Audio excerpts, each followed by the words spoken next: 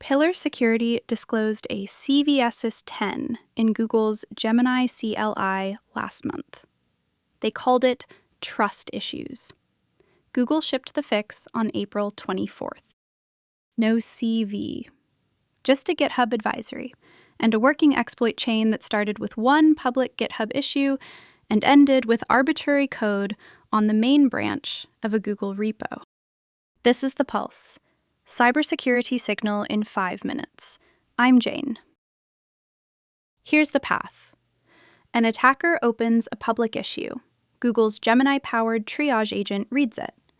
The issue contains hidden instructions. The agent follows them, bypasses the tool allow list, pushes code. Full supply chain compromise from a surface anyone on the internet can write to. The same pattern showed up in at least 8 other Google-maintained repos.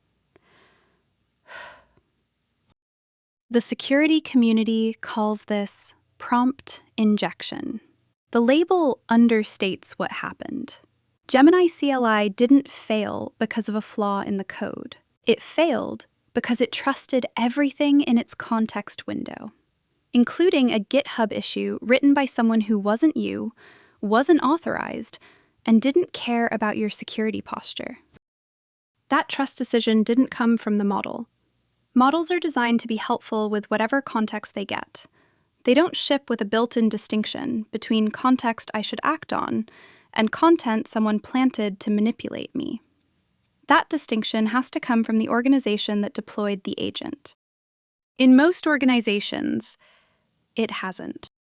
When you approved an AI coding tool for your engineering team, you made one decision: whether to allow it.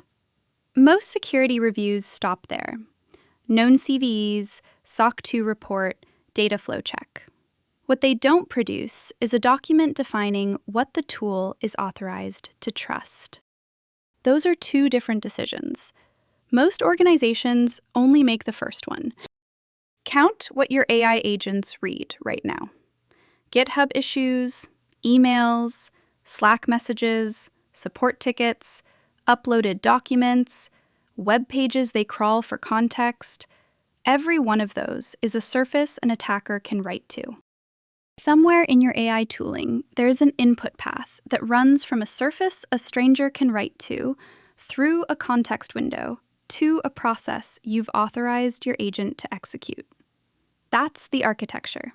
It's true whether you've mapped it or not. Bruce Schneier has been writing about trust as a design decision for decades. Zero Trust is built on this insight. Trust isn't a default state. It's a decision you make explicitly, about specific actors, under specific conditions, for specific purposes.